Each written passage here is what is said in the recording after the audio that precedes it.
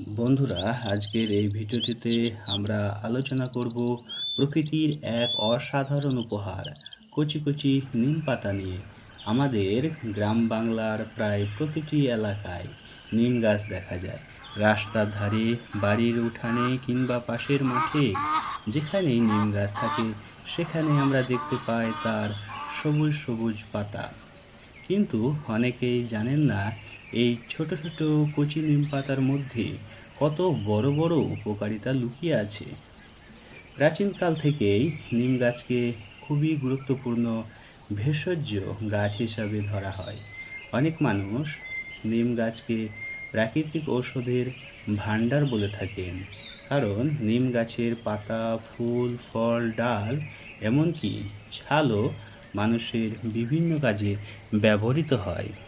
বিশেষ করে বসন্তকালে যখন গাছে নতুন কচি পাতা জন্মায়, তখন সেই কচি নিম পাতার গুণাগুণ আরও বেশি কার্যকর বলে অনেকেই মনে করেন। প্রথমেই আমরা জানব কচি নিম পাতার পরিচয় সম্পর্কে। কচি নিম পাতা সাধারণত হালকা সবুজ রঙের হয় এবং খুব নরম থাকে। এই পাতাগুলোতে একটা হালকা তিতা স্বাদ থাকে, যা নিম গাছের স্বাভাবিক বৈশিষ্ট্য। এই তিতা স্বাদের মধ্যে রয়েছে বিভিন্ন প্রাকৃতিক উপাদান যা শরীরের জন্য উপকারী বলে ধরা হয়। এবার কথা বলি কচি নিম পাতার স্বাস্থ্য উপকারিতা সম্পর্কে। অনেক মানুষ সকালে খালি পেটে কয়েকটি কচি নিম পাতা খেয়ে থাকেন। তাদের বিশ্বাস এটি শরীরের ভেতরের বিভিন্ন অশুদ্ধতা দূর করতে সাহায্য করে। নিম পাতায় এমন কিছু প্রাকৃতিক উপাদান থাকে যা ব্যাকটেরিয়া ও জীবাণুর বিরুদ্ধে কাজ করতে পারে। এই জন্য অনেক সময় নিম পাতাকে প্রাকৃতিক জীবাণুনাশক হিসেবেও ধরা যায়। আরেকটি গুরুত্বপূর্ণ বিষয় হলো রোগ প্রতিরোধ ক্ষমতা বাড়ানো। অনেকের মতে নিয়মিত অল্প পরিমাণে নিম পাতা খেলে শরীরের রোগ প্রতিরোধ ক্ষমতা বাড়তে পারে, ফলে সাধারণ ঠান্ডা, কাশি কিংবা ছোটোখাটো সংক্রমণ থেকে শরীর কিছুটা সুরক্ষিত থাকতে পারে। কচি নিম পাতা ত্বকের যত্নেও খুব জনপ্রিয়। যারা ব্রণ, ফুসকুড়ি বা ত্বকের বিভিন্ন সমস্যায় ভোগেন তারা অনেক সময় নিম পাতা ব্যবহার করেন।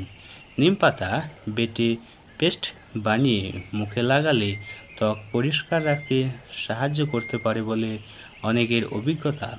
আবার কেউ কেউ নিম পাতা সিদ্ধ করে সেই জল দিয়ে মুখ ধুয়ে থাকেন। শুধু ত্বক নয়, চুলের যত্নেও নিম পাতার ব্যবহার অনেক পুরনো।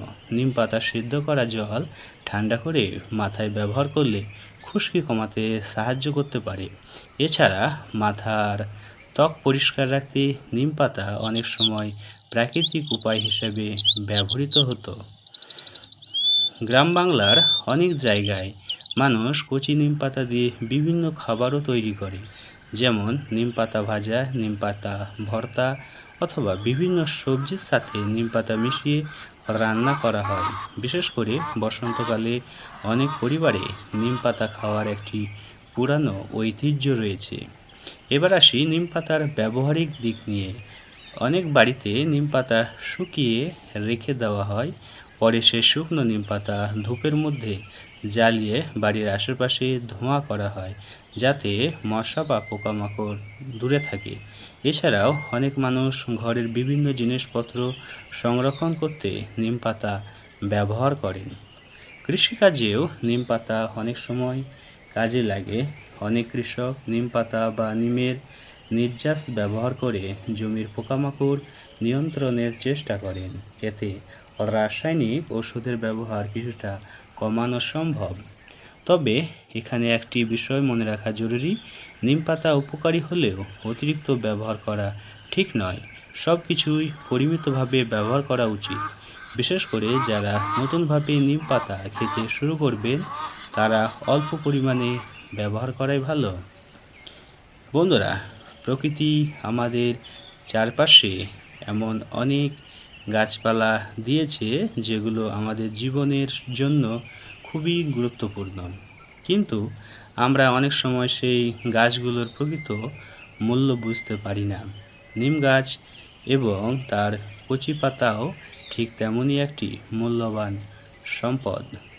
তাই আমাদের উচিত এই গাছগুলো রক্ষা করা এবং পরিবেশের যত্ন নেওয়া, কারণ যত বেশি গাছ থাকবে তত বেশি আমরা প্রকৃতির উপকারিতা পাব।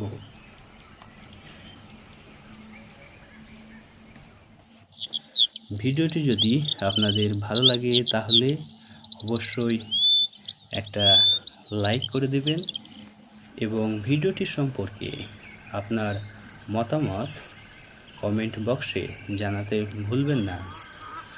ভিডিওটি যদি উপকারী মনে হয় তাহলে আপনার বন্ধু বান্ধবদের সঙ্গে শেয়ারও করতে পারেন।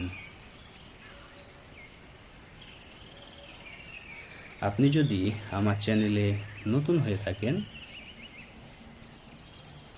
এবং এই জাতীয় নতুন নতুন তথ্যপূর্ণ ভিডিও পেতে চান তাহলে ভালোবেসে চ্যানেলটি সাবস্ক্রাইব করে পাশের বেল আইকনটি অন করে রাখবেন, তাহলে সবার আগে ভিডিও আপনার সামনে এসে উপস্থিত হবে। সবাইকে অসংখ্য ধন্যবাদ জ্ঞাপন করছি সম্পূর্ণ ভিডিওটি দেখার জন্য। আবারও দেখা হবে নতুন কোনো বিষয় নিয়ে নতুন ভিডিওতে। সবাই ভালো থাকুন, সুস্থ থাকুন। সবাইকে অসংখ্য ধন্যবাদ জ্ঞাপন করছি। সবার সুস্থতা কামনা করছি, সবার সফলতা কামনা করে আজকের মতো বিদায় নিচ্ছি। দেখা হবে আবার নতুন আরেকটি ভিডিওতে। সবাইকে আবারও অসংখ্য ধন্যবাদ এবং সুস্থতা এবং শুভকামনা জানিয়ে বিদায় নেব। ততক্ষণ পর্যন্ত সবাই ভালো থাকুন। Thank you so much.